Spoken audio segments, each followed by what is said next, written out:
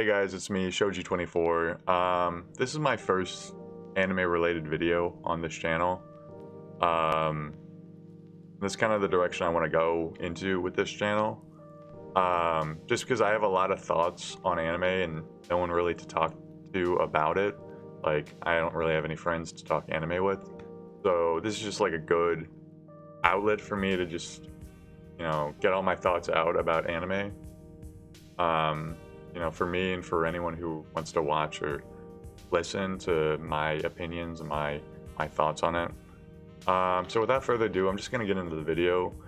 This video is not gonna have a lot of editing. I just want it to be like, raw thoughts on like this year and like my plans for watching anime this year.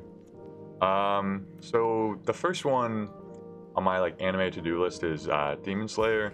Now, Demon Slayer, I got recommended to this show from a friend I have in Hong Kong, and she was all like, Will, like, have you seen this anime? Like, you were always talking about like anime and stuff like that. I'm like, no, I never jumped on this bandwagon. Because I'm not like a huge bandwagon anime watcher. Because like if I hear like a show is like really popular or like really, everyone's talking about it, I tend to stick away from those things. That goes for like everything. Like if something's like super popular, I typically don't like pay that much mind to it. But yeah, I figured since everyone's talking about it and I've gotten recommended it like so many times from like people making like top 10 anime lists and top 10 whatever, I figured I'd give it a try. Same with Samurai Champloo. I'm in the middle of watching Cowboy Bebop, and I think it's made by like the same guy, and people are like, oh, it's like Cowboy Bebop but better and like with modern animation. I'm like, so far I really like Cowboy Bebop. I was one of those people who like kind of missed the bandwagon for Cowboy Bebop. None of my friends at the time really were into anime, and I wasn't really recommended it to because like the internet didn't really exist when it came out, and like when I was like young enough for that to be like a relevant show and it was like on TV.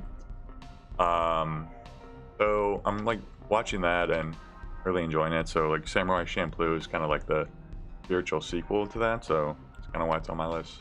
Now, Erased is one of those shows where I watched like the first 3 episodes of Erased, and then someone spoiled the ending for me. Like when I was in college, we were having like this anime watch party, and we were watching Erased, and then it was like, oh, I'm just rewatching it. The way this anime like ends, and like he spoiled like the whole thing for me, so I'm like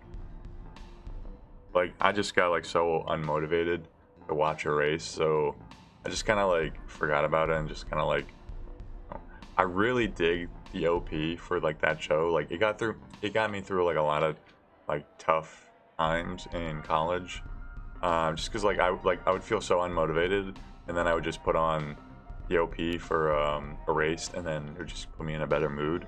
So I've always wanted to like revisit that show. So yeah.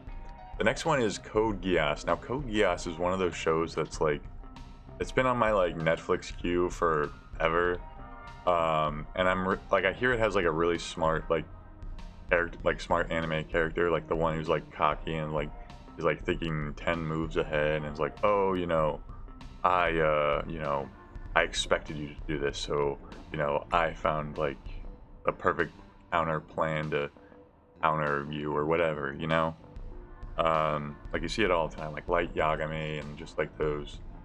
Who's the guy from like Prince of Tennis who's like, oh, I studied your tactics and there's no way you could ever win, that kind of thing.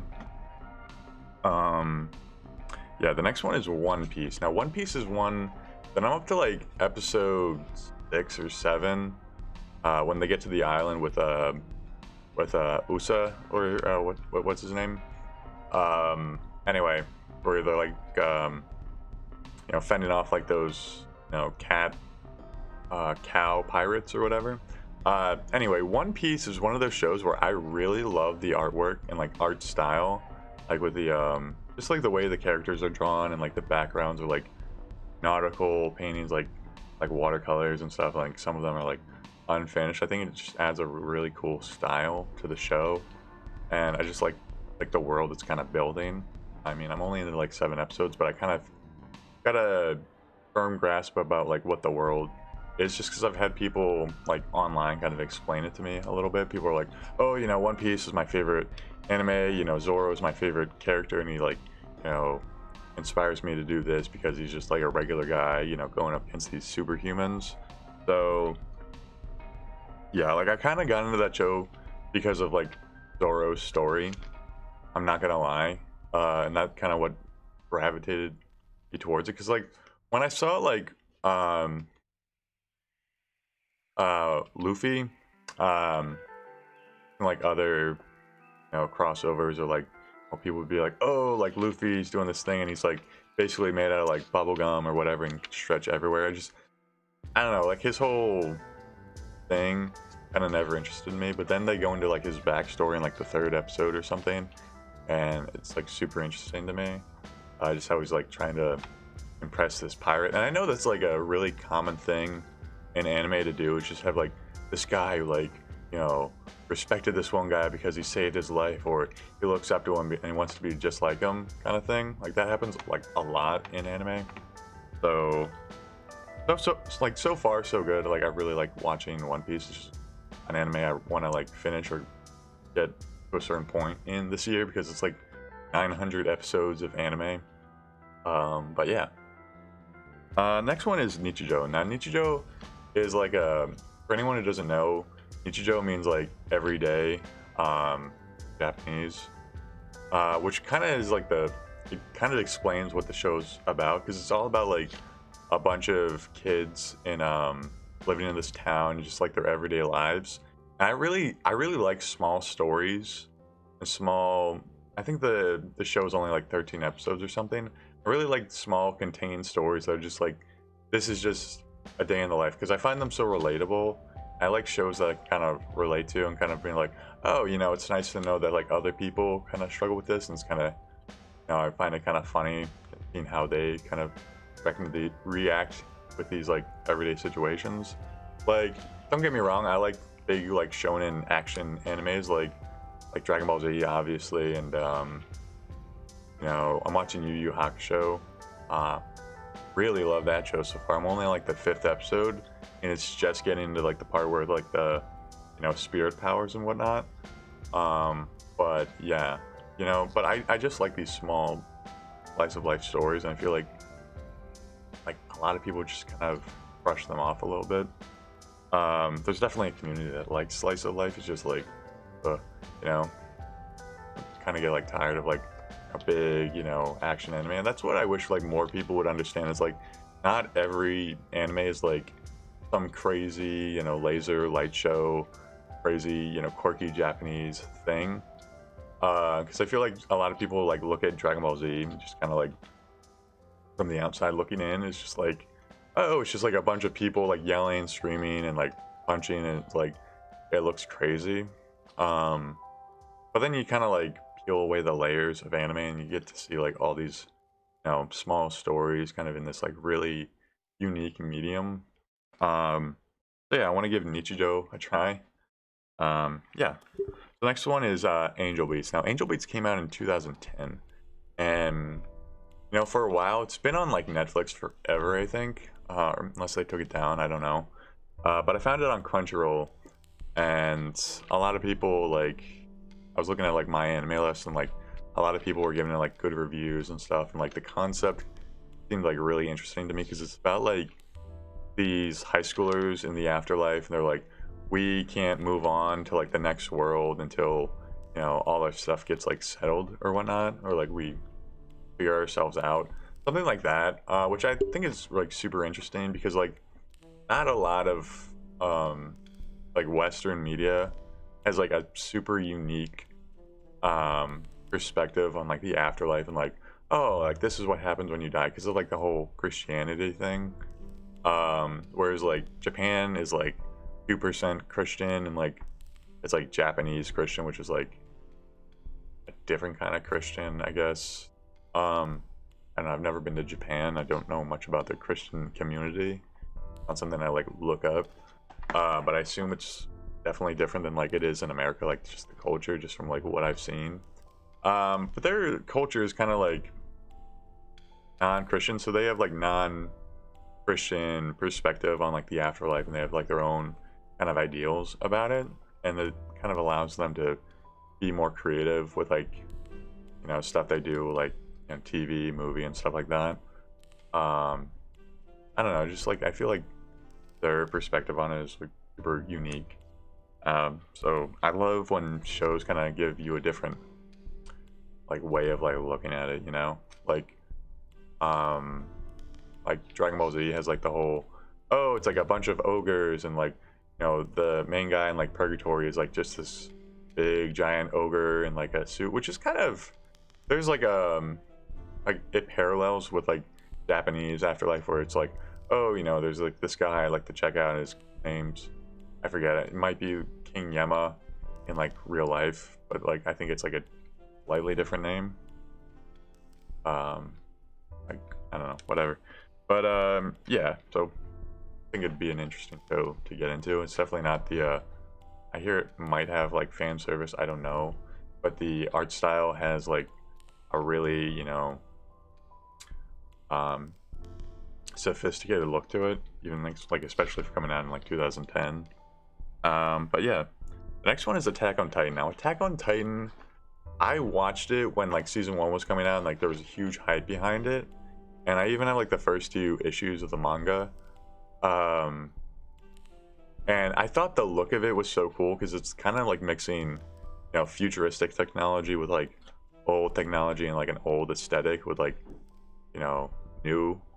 It's kind of like mixing new and old, which is kind of like what I like about like The Legend of Korra, where it's like, oh, it's like this ancient martial arts like thing in like a slightly modernized kind of world, and I've always wondered what it would look like in like the modern day to have like bending, and like how people would use it, and how people would kind of evolve with like around bending, because like with bending you could do a lot, like you wouldn't really have to work to like build like these big metal skyscrapers. Like you definitely would, because like metal bending and whatnot, but like it'd just be interesting to see like a modern take on like the Avatar universe. But I guess like Korra is like the closest we'll like ever get to it. The next one is Kaguya-sama. Now Kaguya-sama is like this 12 episode short series. It's like this rom-com or whatever about like these 2 high schoolers who are like, oh, I like you and you like me, but we're not gonna say it, and we're gonna come up with all these crazy schemes to kind of like get you to go out with me and whatnot. And I've always been like gravitated towards those like awkward high school kind of relationships, because like that kind of stuff is like so relatable to like real life, especially if like it's done well. If it's like done like super cheesy and super like corny, like I'll probably like give it up in like 3 episodes. But I really like these like small condensed stories. Like The Legend of Korra would have like these 12 episode seasons, and it would just be like this super tight story where like every episode needs to have something important to the story like to happen, or else like there's no filler, it's just like, here's the story, here's the beginning, here's the middle, here's the end. It's like with Cobra Kai, where it's like 10 episodes, and like 10 episodes tell like this one complete story with like all these moving pieces and stuff. And I think it's like a really great medium to like tell a story like that. Like I wish like there was more of that, where it's just like these short seasons and they're all kind of working towards the same kind of goal, and there's not really a lot of sidetracking, of course. Kind of like The Mandalorian, but The Mandalorian still does like world building, but typically each episode is somewhat important, or somewhat has like something really insane happen. Like, oh, we meet like these other Mandalorians, and they challenge Mando's beliefs or whatever. Even in like small episodes where it's like a fetch quest, it's like, okay, we're learning more about the characters. It's kind of like building them up to like when the big climax scenes happen, kind of already know what you're dealing with. Anyway, I don't want to talk about Star Wars on this channel, so let's get to the next one. Now, The Great Pretender. I took one look at the animation for this show, and I was like absolutely hooked. Like it was just like super unique and super like crazy, and like the color saturation for it was like Something I don't really see a lot. Kind of looks like Into the Spider-Verse if Into the Spider-Verse was like an anime, where it's just like everything kind of just like looks super crisp. Even though sometimes like the animation looks kind of choppy, just because like I feel like they're doing something like that like you don't really see a lot in anime. Um, like with the like unique art style and unique kind of way it's presented. Um, but yeah, I took one look at the art style and like that's really it. I don't really find the concept all that interesting. Maybe I'll get proven wrong once I watch it, but yeah. The next one is how not to pick up a girl girl in a dungeon, or if it's is it right to, or is it, yeah, whatever. It's like the one where you like pick up a girl in a dungeon. Um, just like the concept. I think I watched like the first episode and it didn't really grab me, but I always like giving like shows like good like 3 episodes, except for like Arrow, and like that whole like DC, show kind of thing. Like I don't know, like unless like that show kind of like those shows kind of like grab me from like episode 1, because like a lot of them are like 40 minutes, and I'm like I like even one episode is like 2 episodes, But with like anime, it's different because you like kind of need 3 episodes to really get a feel for the show, because they really kind of, some of the shows like really take their time with like setting up. Okay, well this is what the character is. This is where he's coming from, and like this is how the story goes crazy, and then this is kind of what he's working towards. Like all the characters are kind of like established, because like first couple episodes is like all super reluctant for like the main plot to happen. But yeah, I figured I'd give it another go, just because people tell me it's just like, oh, it's just such a breath of fresh air. It's definitely not like it's something unique to its like genre. So yeah. Then here's like a list of shows that I'm in the middle of watching and I just want to like finish up this year. So I'm just gonna go down the list. Food Wars. Now I went to culinary school, so Food Wars is like something I actually got recommended to in culinary school, because like when I was in college it was like just coming out, and people were like, oh, if like you watched like Food Wars, it's basically like what we do here in culinary school, and like but like turned up to 11, and it's like it's like a crazy anime fight. I'm like, no, like I haven't. Like, is it good? It's like, yeah. It's basically like people who like fight, but like with food. It's like, is it like a food fight? And like, no, like they cook, and it's like this crazy wrestling ring kind of fight, but like they let the cooking do the talking, or like the fighting. Like from like episode 1, I'm just like, this show is like, I don't know, I really love the concept of like a kid going to culinary school, and he's just like super cocky and super whatever. And I just like, as like a chef, I really understand the food language. So I get like a little bit more out of it, I feel like. Next one is Toradora. Now Toradora is one of those anime that like during like the 2000s I heard about it, or like I saw it on like one of those like bootleg anime pirating kind of things, because that's like the only resource I had to like get it. But it's like, oh, this title is not available, or like, oh, you need to download Adobe whatever. And I like never really got to watch it in English. Like I watched the subtitled version, but like I really wasn't interested in like reading subtitles and watching a show, because I was like, oh, I like couldn't pay attention to it and whatnot. But I've been watching it, and like I love the characters. They're like so quirky, and they're so like, I don't know, like the comedy for it like really lands. Like the comedic timing for it is like really like well done. And I like the main character, like Taiga, where how she's like this big boss, kind of runs the joint, and everyone's kind of afraid of her, and she's like some kind of like tyrant kind of thing. I just find that like super funny how like this little girl is kind of just like ruling the school like through fear, and I just find that so like, I don't know, just super entertaining to watch. Next one is Initial D.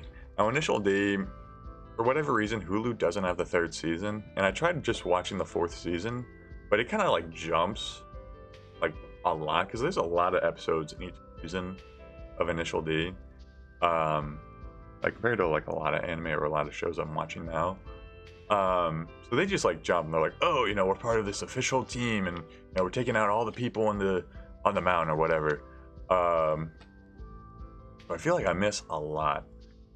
So after I watched like the first episode of season 4, I'm just like, I can't watch season 4 unless I watch season 3. But for whatever reason, Hulu didn't have season 3, so I'm like looking for a place where I can watch season 3. I haven't checked to see if it's on Crunchyroll. I assume it is because it's an old anime, and like, why the hell not? I mean, Crunchyroll basically has like every anime and like does like simulcasting, so why wouldn't it have like an anime from like the 90s? And at first, when I first saw Initial D, I'm like, oh, this animation is so bad. Like, I was really getting into like the animation aspect of it and like how that stuff all gets done. So I'm like, oh, you could tell that they use like the same shot for this, or they're only moving the lips so they don't have to spend money animating everything else, which is a lot of anime, and that's kind of the whole point, is they save money by not animating everything and just making it like these crazy anime inner monologues where they don't even have to animate anything. They just have to like move the background around, or sometimes they don't even need to do that. They just kind of have to have them kind of like a black background with like spotlights on them, and like, oh, I can't believe I was so foolish, that kind of thing. So yeah, the animation didn't really wow me, and then they went into like this super like 90s early 2000s like CGI with the cars and stuff. I'm like, oh my god, it looks so bad. Like, it definitely didn't age well. But then like I really got into it, and like how they explained what the car's doing, like such an epic, like totally anime kind of way, where it's like, oh, I can't, like, the turning radius is like, I gotta get in the corner, deeper or whatnot, or my wheels are gonna spin out. So I thought like that was cool because it's like an anime fight, but with cars. So I think that really translates well into like the anime medium and like the anime shonen kind of genre. And I just like, it made me care so much about cars. Like, I wanted a Civic just because, like, a red Civic, and I got a red Civic just because I saw a red Civic in the show, or maybe it was a yellow Civic, I can't remember. But yeah.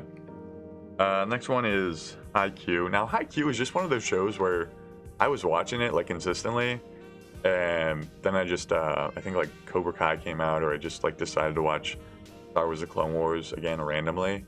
And I just kind of put Haikyuu on the back burner, even though I was like super into the story and super into the characters. Kind of like, I found it super inspirational. But for whatever reason, I just started like watching a different show and just stopped watching Haikyuu for like no reason. Like, it was a good anime, I just like stopped watching it. So I want to get back into that this year, just because it is like a really good and really well produced anime. The next one is No Game No Life, another anime that like was super popular, and like someone explained the concept to me, and it really didn't have that much interest to me because I'm just like, oh, what do they do? Like, play board games, and it's like one of those like anime where they're like, oh, they're just playing cards or whatnot. But no, it was like this crazy world where there's like all these like magic users, and then there's like humans who can't use magic, but you know they have their own thing. So they kind of try to be like the gods of that world through like games and stuff, because like you can basically, I think, like bet anything on a game, and it's like law. Um, so like the concept, I like, as like from watching the show, I find like super interesting. So I figured I'd give it another go, just because like it does seem like super like good, and it definitely seems like it gets better later on. But it's just like I gotta get through like the first couple episodes. I feel like, because right now I just feel like it's like the tutorial version of like a game where it's like, oh, well, this is how you do this. This is like, this, like, there's so much um like explanation, or I forget the word for it. But they're just like explaining, okay, this is how this works in this world. They're just introducing the world in kind of a not so organic kind of way. Um, Next one is Kuroko no Basket. Now, Kuroko no Basket is one of the first shows I ever was like introduced to like on the internet. I was like looking up anime openings and stuff when I like first discovered anime. And there was like this basketball one. I'm like, oh, this would be cool. And I think my brother could like really get into it because he was playing basketball at the time. And I played a little basketball when I was younger, but it wasn't something that like stuck. Um, I'm like, oh, maybe this is something I get like my brother into. And like, it wasn't really like feeling anime.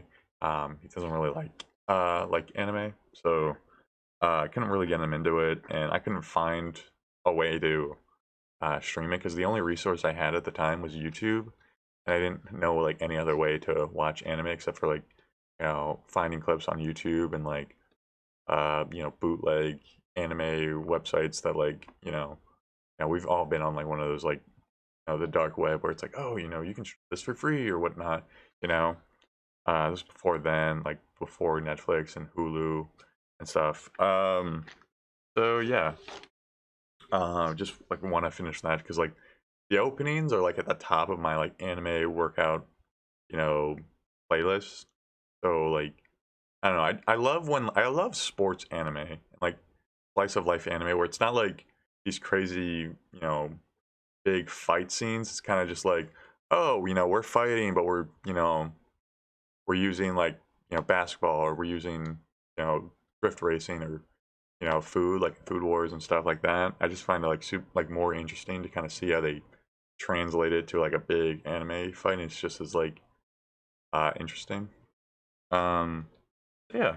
The next one is Yu Yu Hakusho. Now Yu Yu Hakusho is a show that has kind of been in like the back of my mind for a while because I remember like the older kids in my neighborhood kind of like talking about like, oh, have you been like watching Yu Yu Hakusho? Like, no, I don't know what that is. Like, I watch Yu-Gi-Oh. It's kind of the same thing. It's like, no, it's not the same thing. It's Yu Yu Hakusho is way better. It's like, well, I'm a stupid kid, so I'm just gonna keep watching Yu-Gi-Oh because you know it was awesome, and the show was dedicated to Yu-Gi-Oh. But I don't know. I stopped playing recently. Um, I just took a hiatus just because I had other things I wanted to focus on, and the format that I exited out of, I wasn't really finding that interesting, and it was just kind of super repetitive at the time.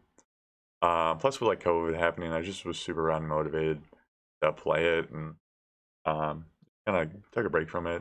I'll definitely return to it because I do really love the strategy aspect of it, and I do have like fond memories of like DX, 5Ds, and the original series. Um, like a lot of people who are like in the anime community, everyone kind of has a fond memory of watching Yu-Gi-Oh or Pokemon when they were younger. But Yu Yu Hakusho is just one of those shows that was like when it was like on Toonami, I was a little bit like too young for it. I felt like I just like I didn't know when it was on because I didn't know how like TV worked, and there were no streaming sites when it was on, and I just didn't get like a whole lot of exposure to it. Plus, like when I was like younger, like the whole old art style didn't really interest me that much. Like I wanted like clean, kind of crisp animation at the time. But now, like I really love like the whole kind of older, kind of hand drawn, hand painted um, anime animation style. But yeah, the next one is Full Metal Alchemist. Now, Full Metal Alchemist, um, it's just one of those shows where everyone's just like, "Oh man, this will like change your perspective on everything." You know, forget what you ever knew about like humanity, and like it's like all this crazy, philosophy in the show, and it's like a super deep lore. And it's one of those shows where like it seemed like the perfect fit for me because I was super into like alchemy and stuff, and just kind of like that whole kind of mythology and like that lore. And like alchemy's like, oh, we can turn like silver into gold using all these crazy symbols, and all the symbols I would literally like draw the alchemy symbols on my arm because I thought they were so cool. I'm like, I'm gonna get a tattoo of this one day, but I'm like, be kind of like cheesy. I feel like it's like when people get like these random like triangles all over their like body, like, oh, this triangle is like super special to me. It's like, well, my sorority. I'm like, um. Anyway, back to Yu Yu Hakusho. Now, Yu Yu Hakusho, I'm like, it's like fresh in my mind because it's the one that I'm like focusing on the most. I actually have the let's see, where is it? I have the first season on DVD. Eat out of by the green screen. That's cool. I have the first season of Yu Yu Hakusho, like the DVD set. Um, I think there's only like 2 seasons or like 4 seasons or something like that. It was like a really short run, relatively. Um, but I don't know, like Yu Yu Hakusho is like it grabbed me from like episode 1. I did not expect the anime to like kind of grab me as much as it did. I'm just like I'll give this a try. You know, people say so have like so many good things to say about it. And I always see like Yu Yu Hakusho. Like I remember seeing the commercials for him where he's like, you know, doing that like side dive with like the spirit gun and whatnot. I'm like, oh, this is pretty cool. You know, it just kind of fell together uh with like Ruru Kenshin, like Inuyasha, where it was like the cool kind of like teenager and like kind of young adult anime that was coming out on Toonami at the time, like rerunning like Sailor Moon and stuff. And it's just like one of those like, you know, older anime that was coming out on like Cartoon Network and like Toonami and stuff like that. So it's just like one of those shows where I just kind of missed my window to see it when I was younger, just because I was like kind of focused on other things. But yeah, I figured I'd give it a go and just kind of see what it's about. Um, anyway, I think I'm gonna end this video right here just because I feel like the video is getting super long and I can't imagine anyone getting this far in the video. But if you made it this far in the video, please consider liking, commenting, because I definitely want to see feedback on this video, just because like the whole point of this channel is to kind of find a community to talk anime with and kind of just make my opinions and my, you know, thoughts on anime to be known. So please leave a comment on the video if you know, you have something to say about my anime to-do list. I definitely plan on making more of these videos. It's just I wanted to get the first video out of the way because like the first video, if you've ever created anything, is always the worst, and it's always the kind of the prototype. So I didn't want to waste like the first, you know, video on like a super creative, like unique idea or like this big, you know, rant. Um, but yeah, um, I'll see you in the next video. I don't really know how to end a YouTube video, so I'm just gonna end it. It's just gonna fade to black like mid-sentence.